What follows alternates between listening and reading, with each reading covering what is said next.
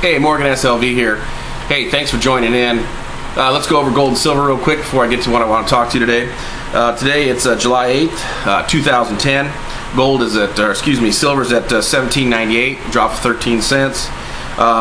Gold is at $11.98, a drop of $8. Might be coming up on a buying opportunity there. If it drops anymore, I'll probably go out and buy a little bit.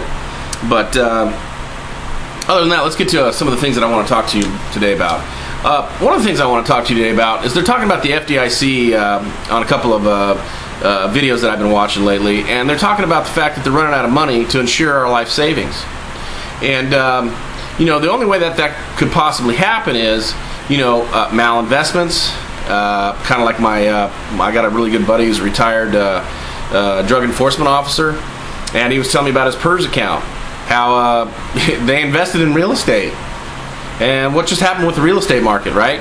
So, he's a little worried about his retirement, and I would be too. I've warned him about it. I've warned him that he better go out and get some precious metals to get some, get a hedge against what's going on. He hasn't taken my advice. One of the things that I warned him about also is the real estate market and what it's doing. He kept trying to tell me how much equity he had in his home because his sister is a broker and owns a loan company. I said, sir, you really need to go check out what you're talking about, because I study this stuff every day. I'm telling you, it's probably not worth what you think. And he's upside down about 200 grand. He put $150,000 down, and he's upside down about another 50 grand. What I told him to do is get out of that cheater loan he's got, that little teaser rate he's got. I said, man, I'm telling you right now, if you want to stay there, you better get out the checkbook and get that loan taken care of right now, because in the future, sometime in the future, we're not sure when, things are going to change interest rate wise and whatnot. So it may end up being to the point where you can't afford it. And so that's kind of a red flag as far as he's concerned, and a lot of other people are in the same boat. As far as the depression that we may end up ultimately inheriting, I've heard things like the Weimar Republic. I've heard things like stagflation. I've heard things like deflation. I've heard things like hyperinflation. And Peter Schiff, who I put quite a bit of time in researching and listening to what he has to say, he says this: unfortunately, we could end up with a mix of all those. And he goes, that's kind of scary. And he's saying that our previous depression, number one, we were still on the gold standard, and the debt that the government was selling was owned by Americans, right? What's happening now? We're broke, and the debt that we're selling is owned abroad. It's owned by other countries, right? Eventually, they're going to want something. Eventually, they're going to want something, other than wallpaper for their walls, right? You can't just sell them worthless bonds or T-bills or whatever else crazy thing we come up with. Eventually, they're going to want hard assets, something that's worth something. And so, the one thing that Peter Schiff talks about is this: look, the things that we buy, that we are definitely going to buy, food and energy, are going to go up. The things that we own, assets, real estate, they're going to go down because we will not be purchasing them, right? Supply and demand. And so that's that's something we really got to watch out for. And I'm really paying attention to it. He's saying, unfortunately, Glenn Beck was asking him, hey, so what is it going to look like for the average American? And one of the guests said, well, it'll look like Japan. What Japan's gone through over the last decade. Peter Schiff says, well, it's not going to look anywhere near like Japan. Japan still has money.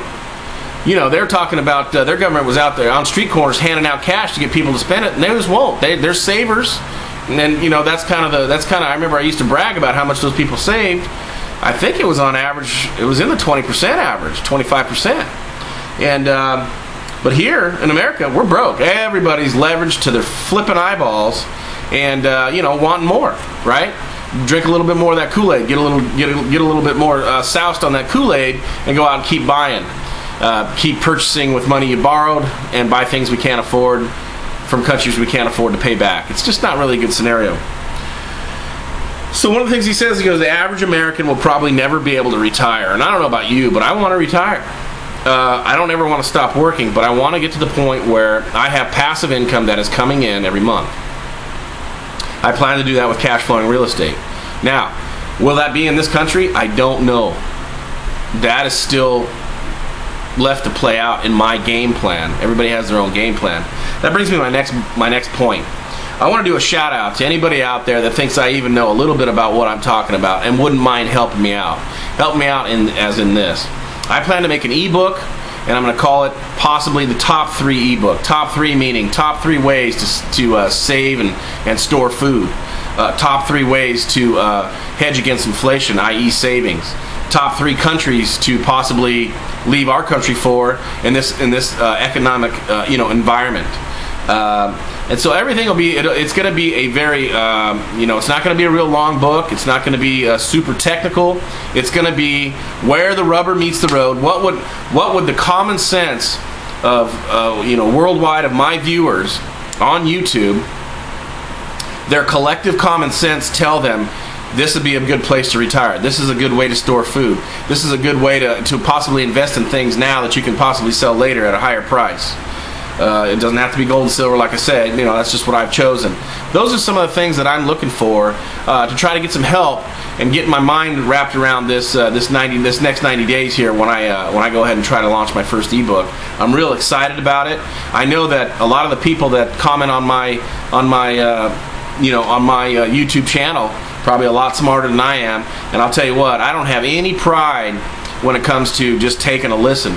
I'm going to tell you that right now. It's important. I mean, a parachute works best when it's open, right? My mind is open to hearing all sides of what people come up with as far as maybe giving me a little bit of a hand on where to retire, how to store food, how to store your wealth, things like that. So it's going to be a top 3 book. It's probably going to have more than 3 subjects in it because I want to make sure that people get their money's worth and whatnot. I don't even know what the price is going to be. 90 days is what I'm shooting for. It might be 120 days. I don't know, but I'm going to make sure that it's the best darn book I can come up with and has a lot of pertinent information from other things that I've read, from the information that I gather on YouTube, and from the few multi-millionaires that I know personally. I'm just going to kind of put it out there, and we'll see what we can come up with. I appreciate your help in advance. And the other thing that I am going to do is anybody that does I'm able to use some of your information, I'm going to make sure that your YouTube channel or whatever you would like me to put in that book is going to be there so people can go back and research your sites as well. And anyway, so I appreciate your help. It's kind of a shorter video today. We'll get back to you soon. Morgan SLV out.